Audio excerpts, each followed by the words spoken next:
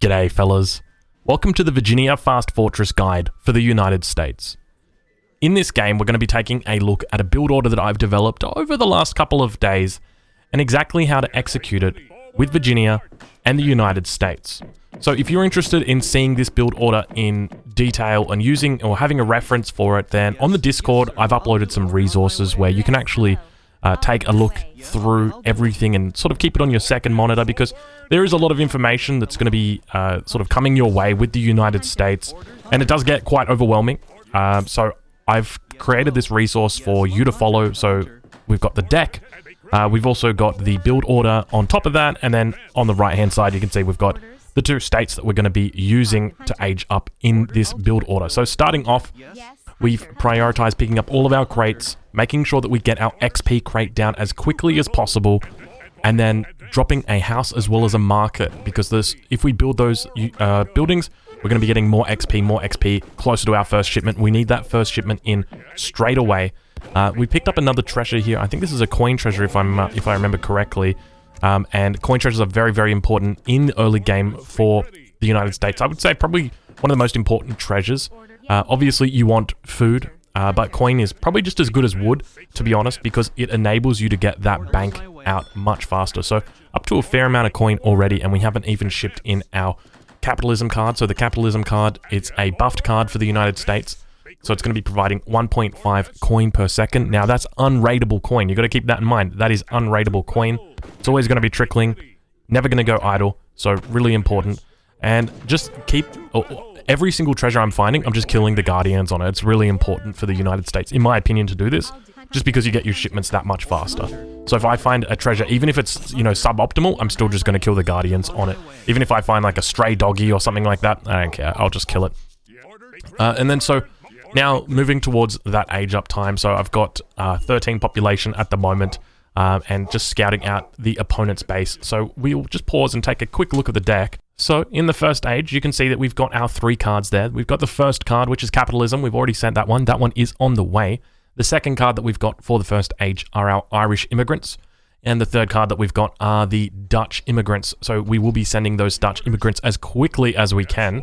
And now continuing to look around the map, finding any kind of coin, any kind of treasure, and especially looking for coin treasures. We do spot a coin treasure now up to the north.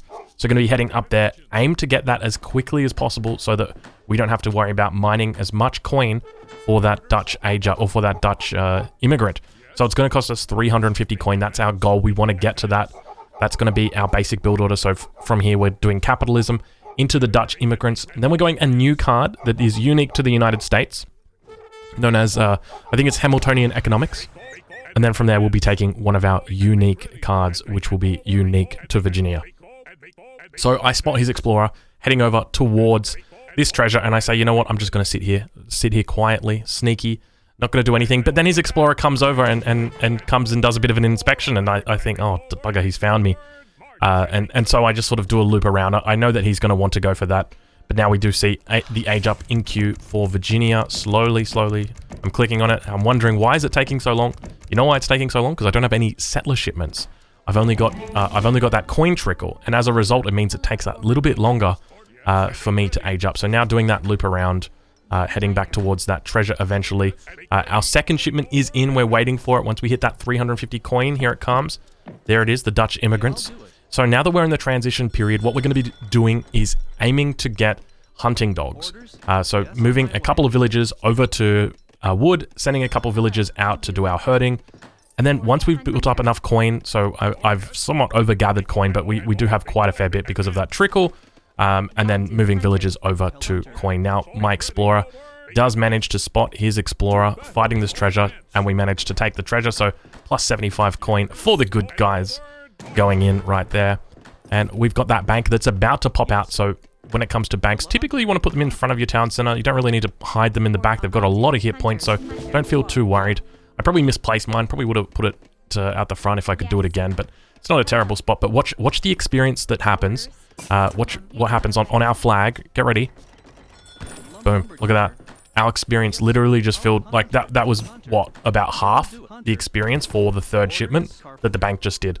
And then when we age up, we're going to have the experience crates that we're going to be picking up, and then that's going to power us through to our third shipment. And so we're also going to be getting that military wagon, so dropping down our stable with that and just finishing our herding. So we're going to be going for a 5 cab semi here. So now the stable is being dropped down. We're collecting those crates. You can see our experience is coming in. There's our 3rd shipment. Now we're shipping in Hamiltonian Economics, which is a unique card to the United States. And to be honest, one of my favorite cards. This card removes the cost for every single market upgrade that you've got. Every single market upgrade. So that's like the tier 3 wood cutting, tier 2 wood cutting, tier 1 wood cutting, steel traps, hunting dogs, placer mines, and amalgamation as well. Literally everything. Now, the reason why, some people are probably going to say, Drongo, well, why did you get hunting dogs then? You know, because hunting dogs, you know, you're basically losing 100 resources because you paid for hunting dogs. Well, the idea is, or at least my philosophy, you want to get that ball rolling, and by getting hunting dogs that's relatively cheap, you can get it in transition, and for you, steel traps is really important when it comes to an upgrade, because look how many villagers I've got on food. Literally, every single villager right now is on food. Steel traps is so important for me to get. So the fact that I can speed this up, I don't know exactly how long it takes to research an upgrade. I would suspect maybe 30 seconds to research an upgrade.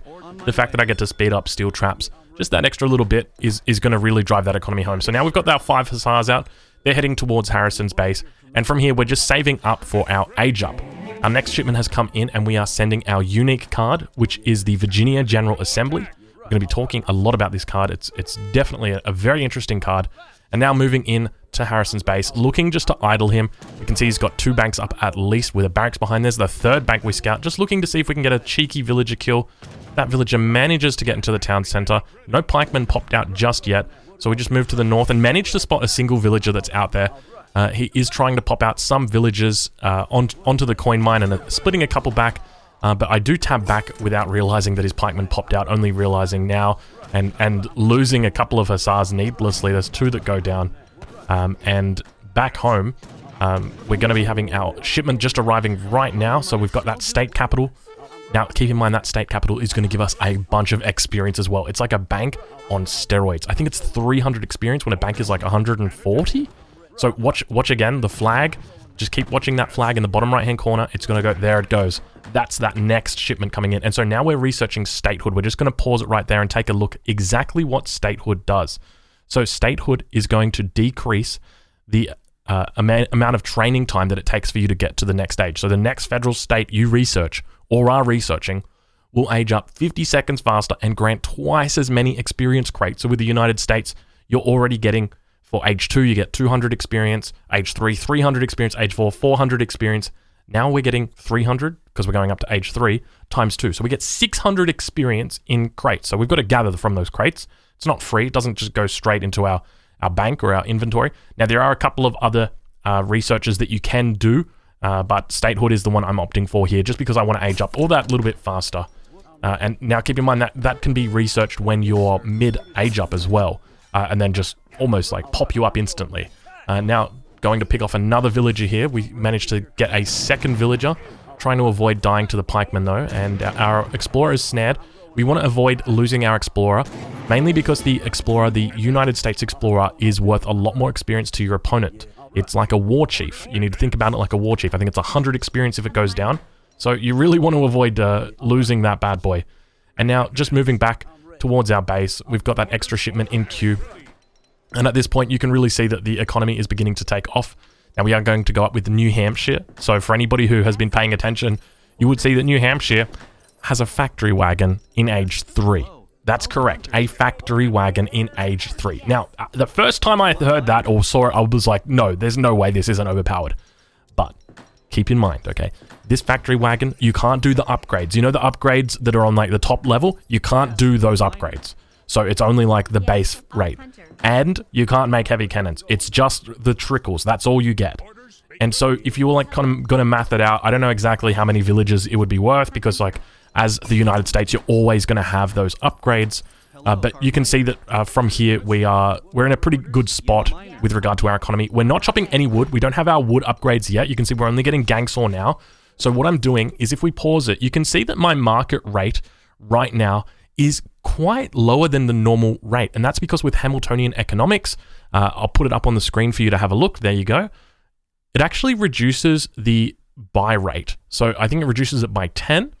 And by reducing it by 10, it means that it's actually quite cost effective for you to be buying wood, especially when you don't have the wood upgrades. So because I've got placer mines and amalgamation, it's totally worth it for me to be doing this. So I'm just utilizing it. I'm buying 200 wood for my barracks. I'm buying 100 wood for my houses, and I'm really not fussed. I will eventually get all of my wood upgrades. I'm going to be getting all 3 of them because I'm heading to the 3rd age. And when I do, it's very effective for me to be chopping wood. But until then, I'm more than happy to buy it. So that's my rationale. So now that we've hit the 3rd age, factory wagon coming in straight away. Going to be picking up those experience crates as well. And now we're training some of the musketeer unit. So this one is called the regular. Looking to pick off another settler.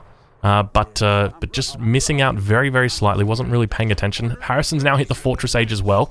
Now he's doing quite well. He's got all of his banks up. He's got his racks up. He's going to be dropping down a stable very soon, if he hasn't already. My herding has been a little bit shoddy here, but now we've got our 2nd shipment coming in. So this is where you can be a little bit flexible. You can choose whether you want to go. We'll just pause it on the deck and have a look. You can choose whether you want to go for the Gatling guns. You can choose whether you want to go for a unit shipment. Now, the unit shipment that I opted for in this game was a little bit different. I actually went for the food upgrade. So what it's going to do is, or the food upgrade, I say, it's called the 54th Massachusetts Volunteers. So it ships 5 state militia and 4 regulars, and then it researches their veteran upgrades as well. So it's actually kind of a cool upgrade if you're going to do like an infantry-based strategy. And that's the kind of strategy that I thought I would go for in this game, using some of that, the market, so having that extra buy factor, and just buying some more food and really not caring too much about it. And yeah, and then the factory comes in, it's dropped down, and at this point I'm all set up. I've got a huge amount of coin trickles, so I've got my bank, I've got my capitalism coin trickle, and I've got my factory that's now trickling in massive amounts of coin for me. So it's really not too bad. It's a very nice economic focused fast fortress. Still get a competitive age up time, still able to do that early aggression that you like to see coming out of a semi-fast fortress, and got plenty of shipments behind it. So let me know what you guys think. From here, I'm going to be giving you guys the option to take the pathway that you want to take. There's going to be 3 videos on your screen right now. The first one is going to be looking at the federal states at the fortress level. The second video is going to be another build order guide, which is going to be looking at a different commerce age federal state and the strategy that you can use to implement it. And the third video looks at all the unique military units of the United States and the unique buildings, of course. Can't forget those. Alright fellas, I hope that you've enjoyed it, and I'll catch you guys in the next one.